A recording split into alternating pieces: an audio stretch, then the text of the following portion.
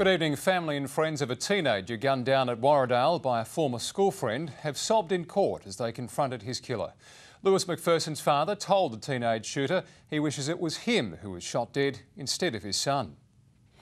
A shattered family leaves court after an emotionally charged day facing their son's killer. I can't really put that into words. He's taken my beautiful son off me. 18-year-old Lewis McPherson was walking to a party at Warradale with two mates on New Year's Eve 2012 when they saw an acquaintance from school who, without warning, opened fire on them.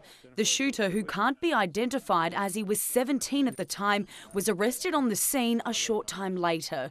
Grossly intoxicated, he struggled to hold himself up. His hands were taped to preserve any forensic evidence. Today, Lewis's mother told the court she struggles every day with her loss, smiling on the outside and crumbling on the inside.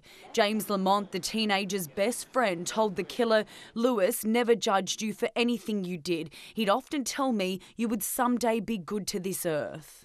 Many of Lewis McPherson's supporters broke down as 11 victim impact statements were read to the court. The shooter sat in the prisoner's dock frowning, showing little emotion. He barely made eye contact with anyone. He was a loving, happy, fun-loving kid, positive, always a kid you could walk up and give a hug to and he wouldn't care, who was around. And that's exactly who Lewis was. He was just a joy and we'll miss him forever and ever. And like I said, we got the life sentence. The court also heard the killer had obtained the gun for protection after being kicked out of home 10 months earlier. He'll be sentenced next week. Caroline Morano, 9 News.